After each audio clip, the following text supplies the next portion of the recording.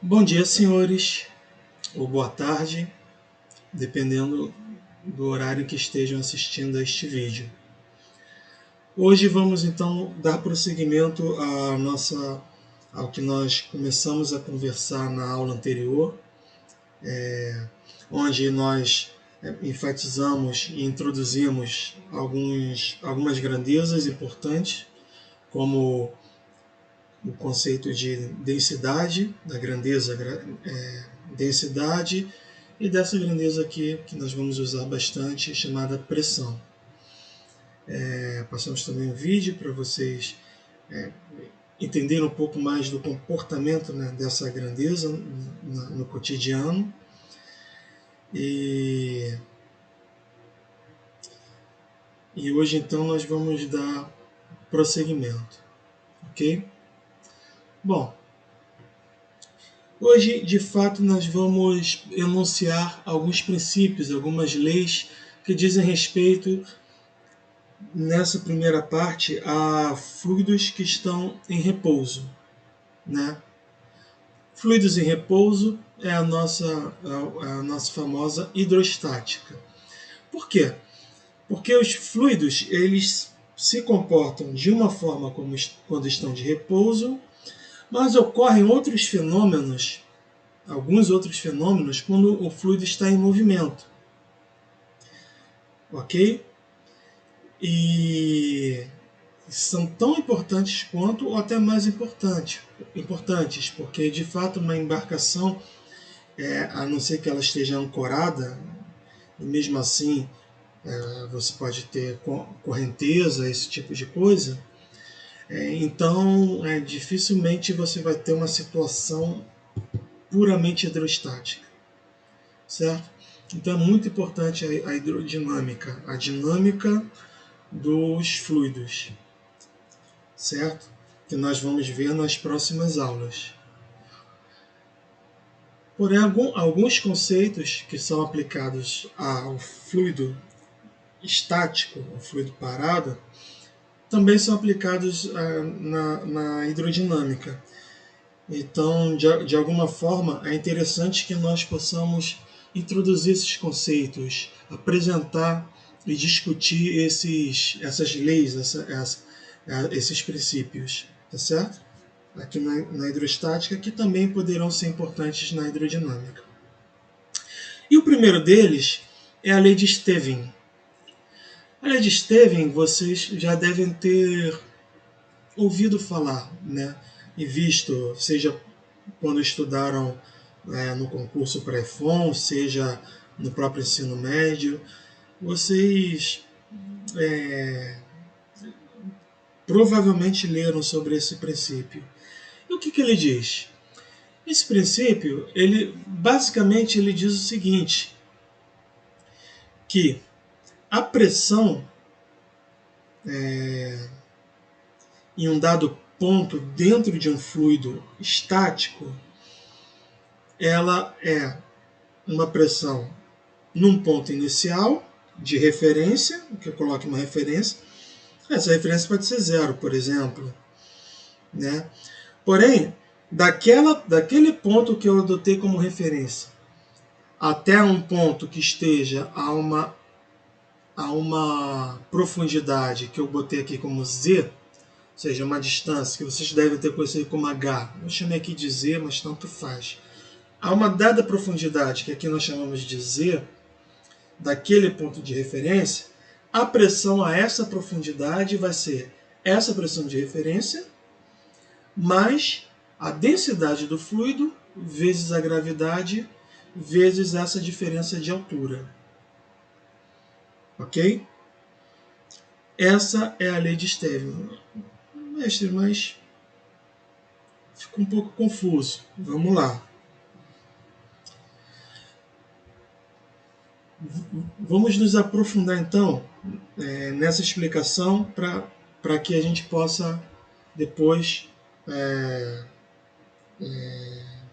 exemplificar de uma forma mais clara. Mas primeiro vamos discutir.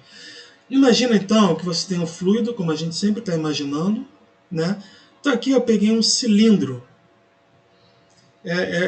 Eu imaginei isso é algo abstrato. Eu imaginei que, imagina, você tem um mar, ou uma piscina, seja lá, ou um recipiente cheio de água.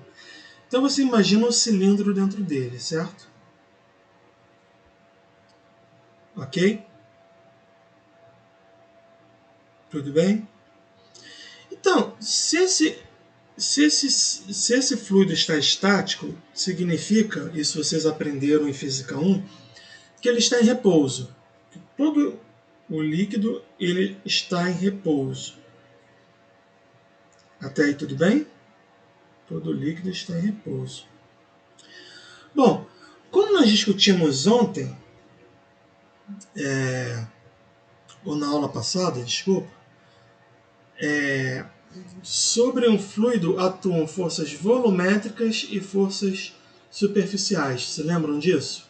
Se não se lembram, deem uma olhadinha nos slides anteriores. Tudo bem, atuam forças volumétricas e superficiais. Eu expliquei que uma força superficial é aquela força de contato da minha mão ou qualquer outra coisa que esteja em contato com esse objeto. Que pode ser, esse objeto pode ser um fluido, que você imaginou ser um cilindro, está lá divididinho no cilindro. E também, ontem eu dei até, na aula passada, dei até o exemplo de um celular, se lembram? Então, usando um celular. Agora é uma caneca. E dentro, atuando em cada uma das moléculas e átomos que o formam, existe a força volumétrica, que é a força gravitacional. Agora, se o fluido está em repouso, significa que, pelo que nós vimos em Física 1, isso significa que a resultante das forças é nula. Certo? Ok. Então, olhe para essa figura. A resultante se esse fluido está estático, parado, ou seja, o fluido não está nem sendo acelerado para cima nem para baixo. Ele está lá estático. Isso por hipótese, por suposição, que a gente está falando de hidrostática. Se a gente está falando de hidrostática, então qualquer porção que eu pegue do fluido, certo? Imagina uma piscina. Eu imaginei o cilindro daquela água, abstraí. Eu olhei lá para alguma porção da água e imaginei um cilindro imaginário, abstrato, contendo uma parte desse fluido. E tá tudo com fluido, mas eu só peguei essa parte, essa porção. Ela não está nem indo para cima nem para baixo, porque a água não está tendo correnteza nenhuma. Imagina uma piscina, é tudo estático. Ok? Vamos lá. Então, sobre esse cilindro, quais forças atuam? Atua a força da gravidade, empurrando ele para baixo. Porém, ele está estático. Então vocês podem imaginar, se ele está estático, então a resultante das forças é nula. Beleza. Vocês se lembram de um copo sobre uma mesa? Qual é a resultante? Peso e normal. A peso, apesar da normal não ser a reação do peso, mas no caso de um copo estático sobre uma mesa, o peso anula a normal. Até aí tudo bem? Tá. Agora imagina então que essa caneca é uma porção do fluido que eu estou imaginando. Então, sobre essa porção que eu estou imaginando, quais forças atuam? O peso e atua uma força para cima, que vamos chamar de normal. Mas que força para cima é essa? Essa força para cima é, na verdade, todo o fluido que está abaixo desse cilindro, todo o resto do fluido está empurrando, imaginariamente, está empurrando esse cilindro abstrato de fluido que eu imaginei para cima. Vocês concordam comigo? Imagina isso. Ok. Imaginaram? Agora, se ele está lá no meio da piscina, esse pedaço de fluido que eu imaginei está lá no meio da piscina, toda a água que está abaixo está sustentando ele, certo? Fazendo uma pressão para cima. E toda a água, toda a porção de água que está acima está fazendo uma força para baixo. Ok? Então, essas forças estão representadas aqui. Ó. com essas setinhas. Para baixo eu tenho em vermelho a força da porção de água acima, e em azul o peso, a força peso sobre o cilindro imaginário, que está aqui nessa figura. E para cima tem a força de todo o fluido abaixo que está sustentando esse cilindro. Isso quer dizer, senhores, que essa força de sustentação para cima, que está mantendo esse fluido estático, porque se essa força fosse maior, levantaria, o fluido subiria. Se essa força fosse menor, o fluido desceria. Como ela está mantendo ele estático, significa que ela é igual ao peso mais a porção acima desse pedaço de fluido que eu imaginei, a porção de água acima dele que está empurrando ele para baixo. Consequentemente, como uma só força, essa de baixo para cima, anula as outras duas, então ela é maior do que essas outras duas, certo? Bom, então aqui, matematicamente, o que quer dizer? O somatório dessas forças é nula. Claro, ó, eu tenho três vetores, né, que ao somá-los eles se anulam para o fluido ficar estático. Então, nessa porção de fluido eu chamei de dF superior 1, que é essa força aqui vermelha, ó, que está empurrando. Vocês lembram que eu falei? A normal aponta para cima, mas a força de contato é menos isso. Então, de fato, ela está apontando para baixo. Relembrem, menos P, Pzinho, N, chapéu, ds. Lembram lá a notação matemática. Ora, se a orientação, como eu disse também, a orientação a uma superfície, ela é sempre saindo da superfície. Então, tem uma orientação para cima, logo a minha força está para baixo. O fluido acima desse pedaço de cilindro está atuando para baixo. É a força vermelha, mais o peso. Então, aqui, ó, a força superior 1, mais o peso, vetorialmente, mais essa força preta aqui, que está para baixo, que eu chamei de F superior 2. Essa força aqui, desculpa, que está para cima. Está vendo? Aquela na direção de menos a normal. Isso tudo é igual a zero. Aí agora sim, ó, vetorialmente, se eu definir a direção para baixo como positiva, como vocês faziam no bloquinho, você lembra? Leis de Newton? Imagina que isso é um bloquinho e você está fazendo lá a decomposição das forças. Você vai ver isso claramente.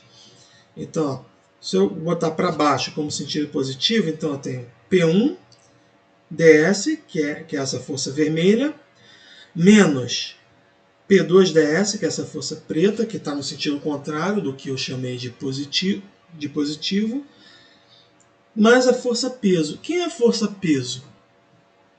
É ρ do fluido, né? É ρ.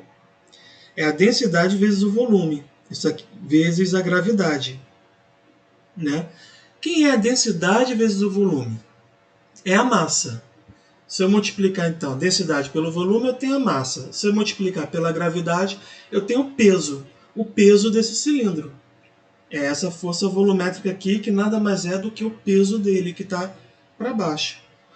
Certo? Como eu disse que para baixo é positivo, nessa notação aqui que eu usei, então você tem duas forças, a força 1 e a força peso num sentido e a força 2 no sentido oposto. Então, de fato, ó, o sinal dela é contrário. Como isso tudo tem que dar zero, porque o fluido está em equilíbrio, então eu chego a essa expressão. Ah, só lembrando, mas por que ds vezes dz? É porque eu estou imaginando um cilindro de área ds, né? A área da base, e altura dz, né? Um cilindro infinitesimal. Você sabe que o volume de um cilindro é a área da base vezes a sua altura. Então, como eu multiplico a área da base vezes a altura, eu tenho o volume dele, certo? Agora, eu posso, como eu tenho um ds aqui, em todos os extremos da equação, eu posso cortar o ds. E aí eu tenho que P2 é igual a P1 mais a densidade do fluido vezes a gravidade vezes a diferença de altura. Ok? Isso, então, é a minha lei de Stevin. Ela é devida a isso. é devido ao fato da pressão abaixo do fluido ser maior do que a pressão acima do fluido. E por que ela é maior? Porque ela, além de suportar a pressão acima, ela tem que suportar também o peso do fluido, a força-peso que está empurrando o fluido para baixo, ou tende a empurrar o fluido para baixo. Mas aí essa pressão para cima, ela suporta a pressão da porção superior mais a pressão da força-peso. Ok? Espero que tenha explicado bem. Então aqui eu tirei esse print de um aplicativo, de uma simulação que eu uso muito, simulação de leis físicas, que a gente vai usar aí nas próximas aulas, com certeza. Tá legal? Inclusive eu vou deixar na plataforma Moodle, vocês podem já olhar, tem um link lá que eu chamo de material suplementar. Tá? Nesse material suplementar eu boto vídeos, né, com explicações, vídeos explicando um outro fenômeno que eu ache que seja interessante vocês verem por outra perspectiva, mas também eu coloco links para essas simulações, tá? E aí, esse ainda não coloquei, mas em breve eu vou colocar e a gente vai trabalhar em cima disso. De todo jeito, agora, o que eu gostaria que vocês observassem era exatamente em termos práticos o que a gente explicou teoricamente, né? Com aquele arcabouço matemático todo. É simples. Imagina o seguinte, você tem um fluido aqui ao nível do mar, então ao nível do mar, esse fluido está uma pressão de 1 atmosfera ao nível do mar. Certo? Se eu for descendo 1 metro, 2 metros, até 3 metros, com essa densidade aqui, ó, esse fluido aqui tem a densidade um pouco menor do que a água salgada, né? É um fluido de água doce. Com essa densidade aqui, vocês podem observar então que a pressão ela aumentou quase 30%. Ou seja, em geral, a pressão hidrostática ela aumenta 10% a cada metro que você vai de profundidade. Então, a 3 metros de profundidade, a pressão que era de 1 atmosfera foi para 1,29. Ou seja, P aqui é igual a uma pressão de referência aqui, mais a densidade do fluido, vezes a gravidade, vezes a profundidade. Okay? Ou seja, é diretamente proporcional à profundidade. Quanto mais profundo, maior a pressão. Então, por exemplo, quando você pega um relógio, que ele diz assim, que aguenta 200 metros, significa, ou 50 metros, vamos colocar 50 metros, um relógio de pulso, significa que ele aguenta uma pressão sobre ele até 50% maior do que a pressão atmosférica. Certo? 50% não. 50 metros é bem mais, né? É uma pressão muito maior do que 50%. É 500%, digamos assim. Muito maior. 50 metros, não 5. 50 metros.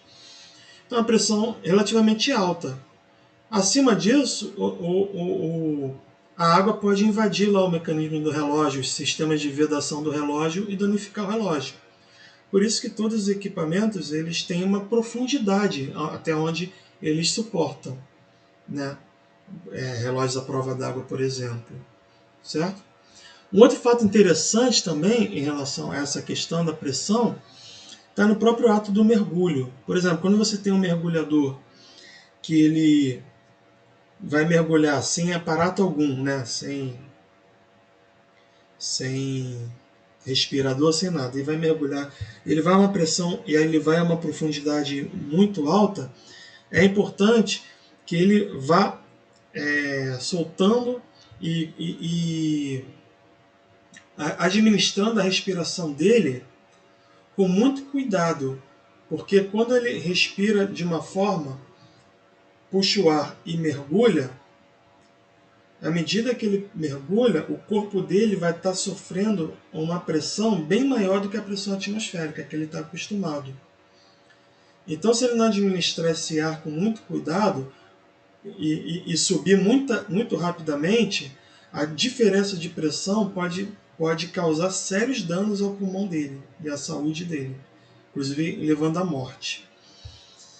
Então, são fatos muito interessantes relacionados à lei de Stevens, certo?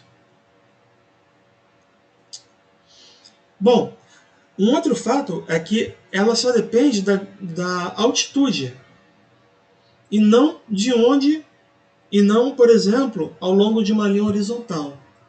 Se você tiver a mesma altura que outra pessoa, enfim, um objeto tiver a mesma altura que outro objeto, então em qualquer parte desse fluido, essa pressão vai ser a mesma.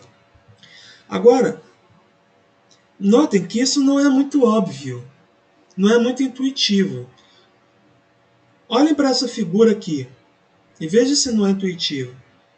O que você acharia? Se você olhar para cá, você pensa assim, aqui tem menos, digamos assim, tem uma porção menor de água acima, ou seja, exercendo pressão acima desse ponto aqui, que embora esteja à mesma altura que esse aqui tem uma quantidade maior de água que teoricamente faria mais pressão, não é? Sobre ele.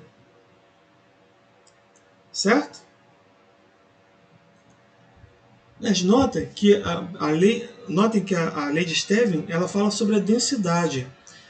E o que eu disse é que na aula passada é que a densidade ela é uma grandeza intrínseca. Ela não é uma grandeza extrínseca.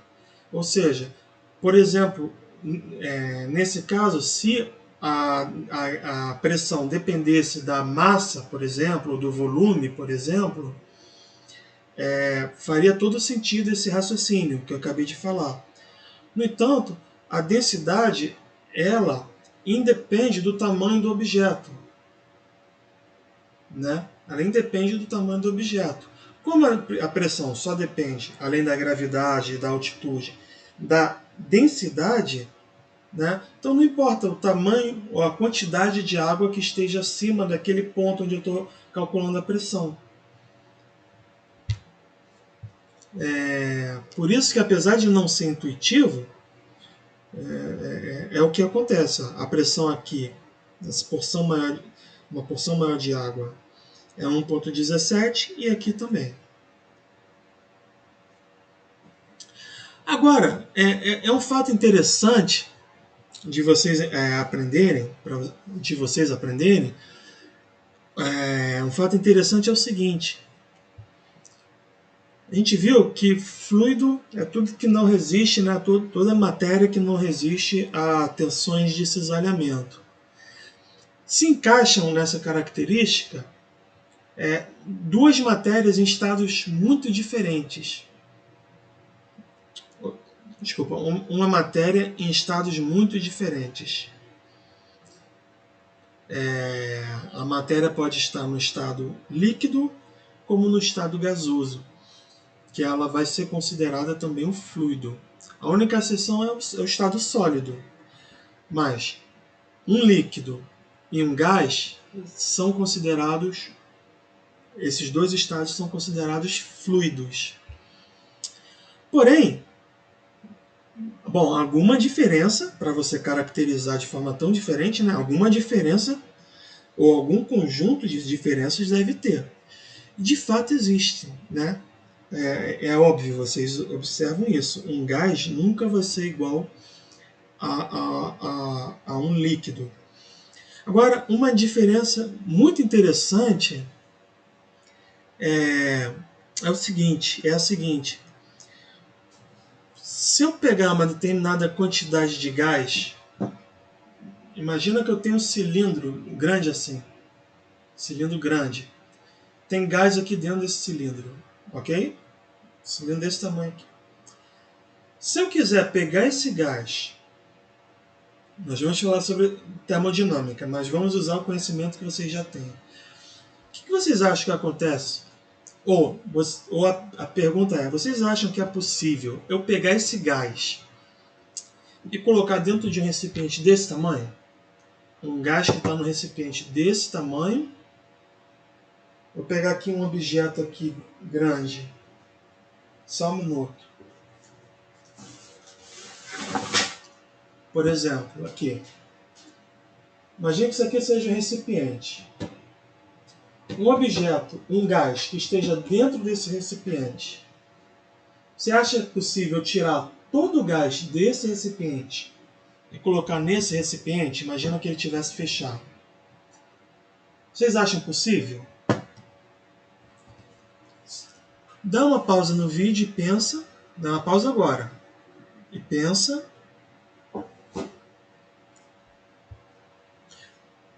E muitos vão chegar à conclusão de que sim, é possível. Dá para fazer. E é verdade. Quem disse que dá para colocar, acertou. Mas o que vai acontecer? O que vai acontecer é que o gás que tem muita liberdade no recipiente maior, ele vai ficar mais confinado num ambiente menor. Em outras palavras, a sua pressão vai aumentar. Sua densidade vai subir bastante. Mas ele consegue. Você consegue comprimir um gás. Até um certo limite que você comprime tanto que o gás se liquefaz. Ele se torna líquido. Mas se você não ultrapassar esse limite, você pode ir comprimindo com muita liberdade. Isso não ocorre com líquido. Especialmente falando sobre a água é o que nós chamamos de um fluido, anotem isso, um fluido incompressível. A água é um fluido incompressível. O que isso significa? Isso quer dizer que você não consegue comprimir a água. Você não, dado um volume de água, você pode aumentar a pressão que for. Se eu tivesse aquele recipiente que eu mostrei, maior, uma caixa de sapato, se tivesse ele cheio de água, não importa o que eu fizesse, eu não consigo comprimir essa água para que ela caiba dentro de um copo de café, de uma xícara de café. Certo? Então essa é uma diferença fundamental entre gases e líquidos. Bom, e por que eu estou dizendo isso tudo? Estou dizendo isso tudo porque aquela lei de Stevin, ela vale, se vocês olharem com mais cuidado, ela vale para um fluido que tem a densidade constante ao longo da profundidade que ela vai descendo. Então, se vocês notarem, eu não falei que a densidade é uma lá na superfície e outra lá no fundo da piscina ou do mar, seja lá do que for. Eu considero só o rho da água, a densidade da água, não importa em que profundidade. Isso não acontece com o ar, por exemplo, que é um gás, que é um fluido gasoso, certo? Com gases, a densidade ela varia muito, especialmente com a altitude do gás, né? Conforme você aumenta a altitude, você diminui a densidade do gás e também reduz a pressão, certo? Então aqui eu não vou me aprofundar nisso, porque eu não quero cansar muito vocês, embora vocês tenham toda a liberdade para quando a gente estiver pessoalmente ou através dos canais lá que eu já falei, vocês tirarem dúvidas, a gente pode, quem quiser pode se aprofundar um pouco comigo nesse assunto. Mas o fato é que, conforme então, como a densidade do gás varia muito com a altitude, esse gráfico aqui mostra isso, esses pontos em azul representam a densidade do gás. Então nota que a densidade ela vai caindo bastante conforme a altitude aumenta, né?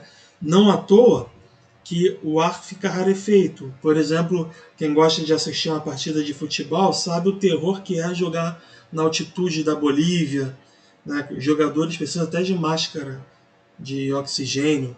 Ou, por exemplo, quem gosta de voar sabe que o avião tem que ser pressurizado para que a pressão lá na altitude onde o avião voa fique dentro do avião pelo menos igual à pressão atmosférica. O avião precisa ser pressurizado, certo? Então tudo isso diretamente tem diretamente a ver com o fato da densidade do ar ela variar muito com a altitude, ou seja, ela essa que a gente está acostumado ao nível do mar, porém ela vai diminuindo à medida que a altitude aumenta, certo? Então, a gente não pode usar a lei de Stevin, né, daquela forma, já pronta, como nós mostramos. Porém, na forma diferencial ela ainda vale. Então, a gente pode considerar a densidade variável.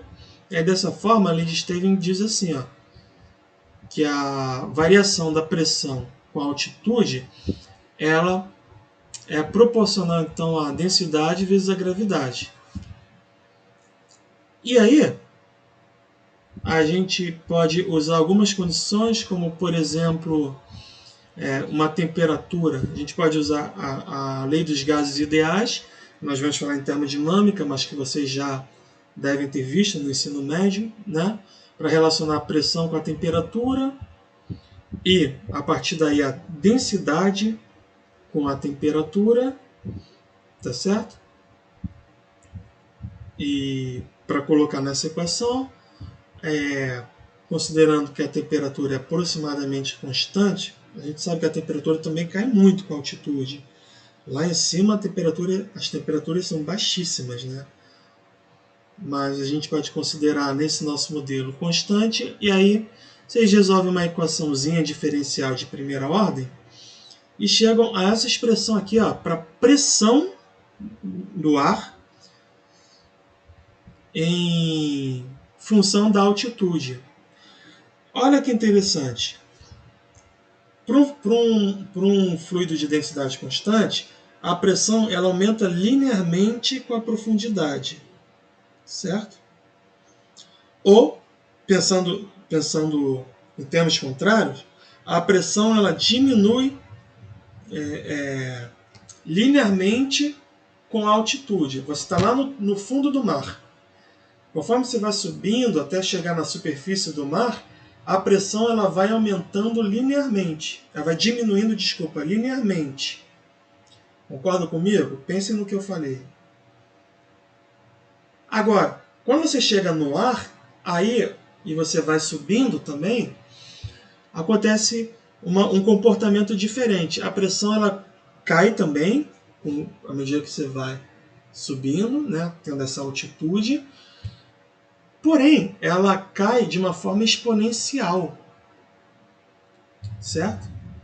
Ou seja, ela cai de forma mais rápida, ela cai exponencialmente, de forma mais rápida do que a forma linear quando a pressão é constante, quando a densidade é constante. Tá legal?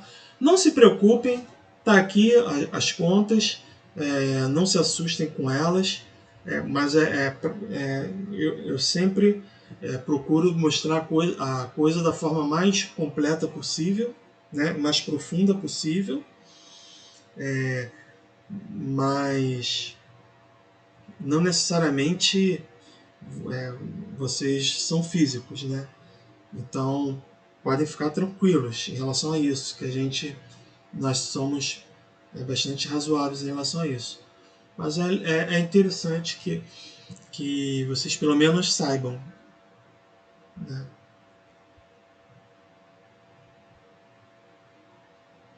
Bom, uma outra aplicação interessante, outro princípio interessante, é o princípio de Pascal. O princípio de Pascal ele diz o seguinte, que a variação da pressão aplicada a um fluido que é incompressível, né, um fluido líquido, né, que é incompressível, é transmitida integralmente a todas as partes do fluido. Ou seja, se esse fluido for um líquido, né, então ele é incompressível. Então vale esse princípio de Pascal. Mas, mestre, tá, mas por que incompressível?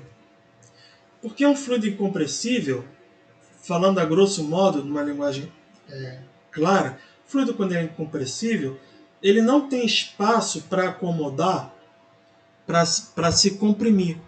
Então se aplica uma pressão aqui, ou aqui, vamos colocar assim, se aplica uma pressão aqui, essa pressão não pode comprimir o fluido, porque ele é incompressível, você concorda? Pega aqueles balões de festa, que tem ar dentro, você consegue comprimir. Né? Você consegue apertar e ele fica assim, vai e volta, vai e volta. Um balão de festa. Porque dentro dele tem ar, então o ar dentro dele consegue acomodar essa pressão que você fez. Então, quando você aperta, aumenta um pouquinho a pressão, as moléculas do gás se juntam mais um pouquinho, e quando você solta, elas voltam. Junto, volta, junto, volta. E elas acomodam. Agora, no fluido incompressível não tem como, porque ele não é compressível. Então, qualquer pressão que você aplique, ela vai ser integralmente transmitida a todos os pontos do fluido, certo? É isso que o princípio de Pascal diz. Não tem nenhum mistério, certo? Então, toda pressão que você aplique é integralmente transmitida a todos os pontos do fluido. Então, olha uma simulação também, usando o mesmo simulador. Olha a simulação que eu fiz. Na próxima aula da semana que vem, essa aula aqui é de sexta-feira, né? Na próxima aula da semana que vem, eu vou em tempo real fazendo as simulações, tá? Para vocês, para a gente discutir esses princípios e vocês observarem de fato o que está acontecendo. Mas por enquanto, vai ser a nossa última aula de hidrostática, né? Mas aqui já dá para vocês terem uma ideia, ó. Se eu coloco pesos aqui, o que acontece com o meu fluido? Aumenta a pressão sobre ele, porque se lembra, pressão é força sobre área. Quando não tem nada, como nessa figura acima, na primeira figura, quando não tem nada, a única coisa que tem é o peso do ar, que nós chamamos comumente de pressão atmosférica. O que é pressão atmosférica? Nada mais é do que o peso do ar. Então está lá a pressão atmosférica, aí a única coisa que vai aumentar a pressão aqui está 1 kPa, né? Ou 100 kPa, 100.000 kPa, desculpa, 100.000 kPa aqui. A única coisa que vai aumentar, porque pela lei de Stevin, eu estou a uma profundidade, então eu vou ter 100.000 kPa mais ρGH, que vai dar 123.838 kPa nessa simulação. Certo? E aí, como a gente tinha visto, né, a pressão aqui, ó, só depende da altitude, então está tudo certo, nada diferente do que a gente tinha visto. Agora, quando eu coloco um peso, então essa pressão não vai ser mais a pressão de uma atmosfera, porque agora eu tenho, além do peso do ar, eu tenho o peso desses cilindros aqui, né? 500 quilos, 250 quilos aqui, mais 250 quilos. Isso tudo faz com que a pressão dentro do... Né, a mesma altitude, lá no fundo do tanque, a pressão aumente. Ó. Com esses pesos aqui, ela foi de 123 para 125. Agora, acontece que essa pressão aqui, que nós colocamos nessa parte, ela foi distribuída, ela foi transmitida a todo o restante do fluido. De tal forma que, ó, que mesmo sem ter nada aqui em cima, a pressão nesse ponto do fluido passou a ser também de 125.429 kPa, demonstrando esse princípio fundamental da hidrostática, que é o princípio de Pascal.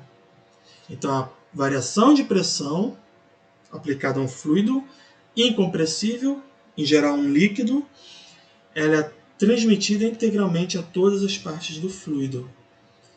E é assim que funcionam as prensas hidráulicas. Qualquer máquina hidráulica, ela funciona com esse princípio. E note que é por isso que é hidráulico, né? Porque se essa lei valesse para gases, por exemplo, e se os gases fossem incompressíveis, né, num universo paralelo, aí seriam prensas, sei lá, gasosas ou algo do tipo. Mas como esse princípio vale para fluidos líquidos, porque eles são incompressíveis, então as prensas são hidráulicas. Aqui tem que ter um líquido, né? E aí olha o que acontece. Como a pressão ela é transmitida a todos os pontos, então quando eu... Aqui é F1, tá? F1. Quando eu faço uma força sobre uma pequena área, a gente viu que a pressão vai ser a força sobre a área. A pressão aqui, o acréscimo de pressão, vai ser a força que eu apliquei, aqui é F1, sobre a área. Beleza. Pelo princípio de Pascal, essa pressão ela vai ser transmitida em todos os pontos do fluido. De tal forma que agora essa força que está aqui ela vai ser redirecionada pelo fluido e vai vir para cá para cima.